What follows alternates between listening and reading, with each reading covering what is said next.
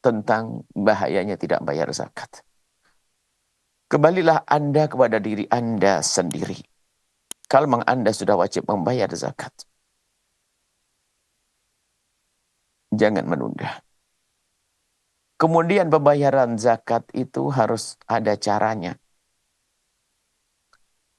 Dan kami ingatkan ada sebagian orang kaya yang membayar zakat, akan tapi dengan cara yang perlu.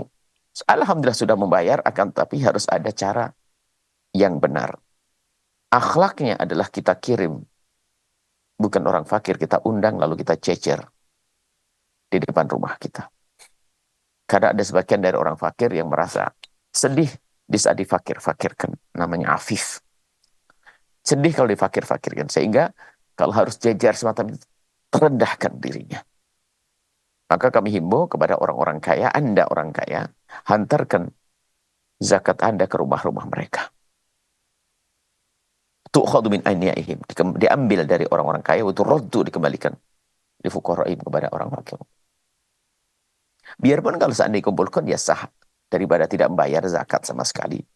Akan tetapi, kita harus berpikir tentang sesuatu yang lebih bagus untuk mereka.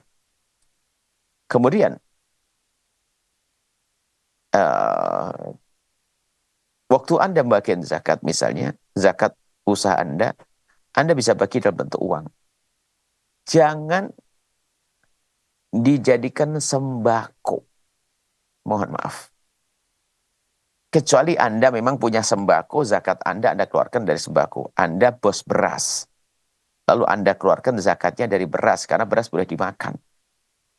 Tapi kalau Anda pak toko paku, Anda zakat paku, gimana makan paku? Orang mau jual paku, enggak. Maka dikeluarkan uangnya. Anda bos pabrik toko semen. Anda bukan memberikan zakat semen kepada mereka.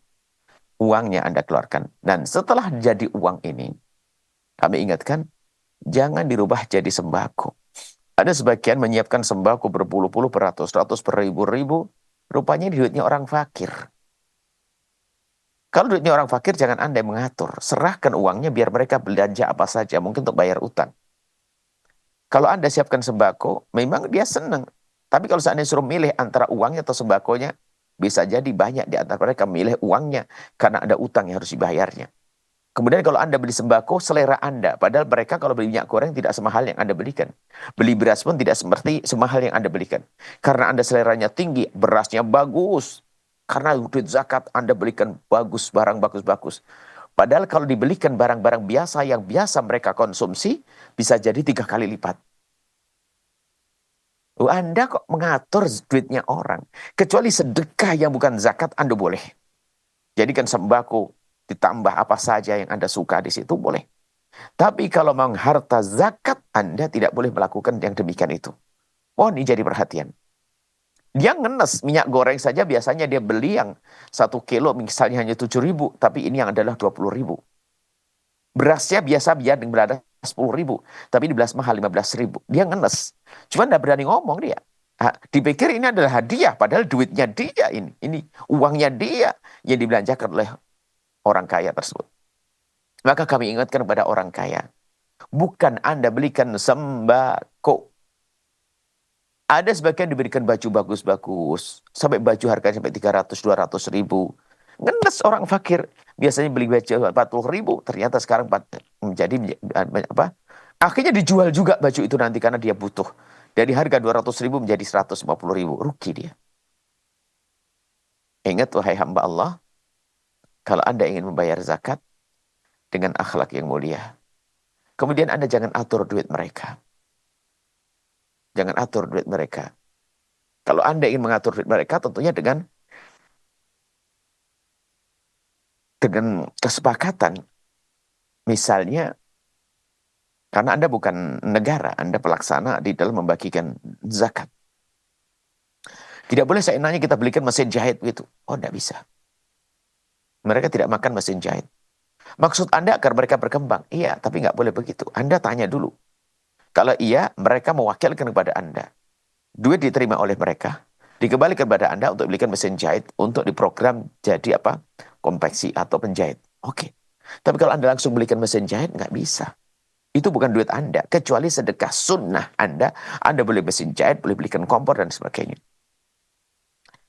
Memang perlu mengkoordinir agar dijadikan modal usaha yang baik. Tapi nggak boleh Anda atur duit mereka.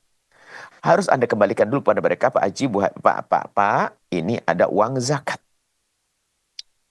Nanti akan saya serahkan kepada Bapak. Kemudian, Bapak Ibu, jika ada di antara Bapak Ibu ingin kami bukakan usaha, setelah Anda terima, ayo kembalikan ke saya akan belikan sesuatu untuk badan usaha. Itu sah. Berarti uang sudah diterima mereka dan sukarela. Karena bisa jadi mereka juga pengen punya penghasilan yang tetap. Supaya tahun depan tidak akan jadi orang yang terima zakat lagi. Tapi yang jadi masalah, kita langsung program buat usaha. Kita mengatur duitnya orang. Tujuannya baik, tapi tinggal semuanya caranya saja. Cara saja. Memang kita tahu ada sebagian orang fakir nggak ngerti usaha. Konsumtif. Bayangkan dapat duit zakat, sementara anaknya sekolahnya belum dibayari, utang belum dibayari, beli parabola, ayo. Karena lemahnya dalam berpikir mereka. Nggak mengerti prioritas mana yang. Mereka konsumtif. Ada yang nggak ngerti apa-apa. Atau ingin usaha, bohongin sama orang. Maka sangat bagus kalau Anda, misalnya di sebuah tempat, kita menemukan orang fakir dikoordinir untuk dibelikan mesin jahit. Kemudian diajari menjahit. Setelah itu dikirim kain. Setelah itu diambil bajunya, dijualkan. Oh bagus. Dijadikan mandiri. Sehingga tahun depan mungkin tidak perlu lagi menerima zakat. Jadi kalau Anda memberikan zakat, tolong Anda jangan seenaknya. Itu bukan duit Anda.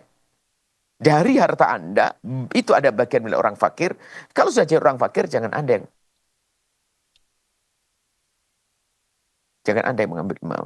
mengatur. Kalau Anda ingin mengatur demi kemaslahatan mereka, adalah setelah Anda berikan zakat. Bahkan potong utang nggak boleh. Misalnya orang fakir punya utang kepada Anda, lalu Anda akan bayar zakat. Wah ini orang fakir nih repot ini. Nggak bayar-bayar utangnya. Lalu langsung Anda potong, enggak. Serahkan dulu kepadanya, baru Anda ceritakan. Mana utangmu kau bayar? Kenapa kok seperti itu? Bisa jadi di sana ada utang lebih dulu dari Anda. Karena dia orang fakir. Ada sesuatu yang lebih perlu mungkin untuk beli obat anaknya. Kalau Anda ingin beri zakat, berikan. Biarpun dia punya utang, ya, lebih bagus dong. Dia sudah punya utang, banyak utang, fakir lagi. Double, Anda bayarkan zakat kepadanya, sah. Biarpun dia menurut di mata Anda jelek, tidak bayar utang lama, memang tidak punya duit. Anda akan marah. Supaya hilang marah Anda. Serahkan zakat Anda kepada orang tersebut. Kemudian ajari untuk bayar utang. Bisa jadi setelah diterima, bayar utang kepada Anda. Nah, seperti itu. Jadi jangan langsung potong utang, nggak bisa. Karena zakat adalah milik mereka. Serahkan pada mereka, setelah itu mereka suka-suka untuk apa. Hanya tadi yang kami sampaikan, kalau kita ingin mengarahkan mereka untuk menggunakan harta dengan benar dan baik, tentu itu boleh. Tapi setelah zakat ini kita berikan pada mereka. Bisa jadi sebelum pemberian, nah ini kesempatan untuk kita kumpulkan, kita kasih wawasan, pelatihan, bagaimana nanti mengelola harta dan seterusnya. Jadi kemudian setelah itu mereka invest. Kemudian Anda buat program untuk bisnis mereka. Bagus. Banyak orang-orang fakir yang sebetulnya mereka punya potensi, punya skill, punya keahlian, cuma tidak pernah direncanakan untuk menjadi orang hebat, orang sukses, maka begitu-begitu saja. Apalagi banyak orang fakir yang kebiasaannya konsumtif. Hanya makan saja. Dapat duit, tidak pernah berpikir macam-macam. Ya tadi beli TV, parabola, motor, segala macam. Padahal utangnya banyak. Handphone baru, Masya Allah. Maka orang seperti itu perlu kita beri pengarahan. Tapi bukan kita atur duitnya, lagi-lagi ingat. Bukan langsung kita ambil seenak sendiri, tidak. Serahkan pada mereka. Bisa jadi mereka lebih butuh uangnya untuk bayar utang lebih dulu daripada utangnya kepada Anda. Atau mungkin ada yang lebih penting tentang orang sakit di rumahnya untuk beli obat dan seterusnya. Nah, seperti itu. Baik, ini adalah tentang begitu bahayanya orang yang tidak membayar zakat.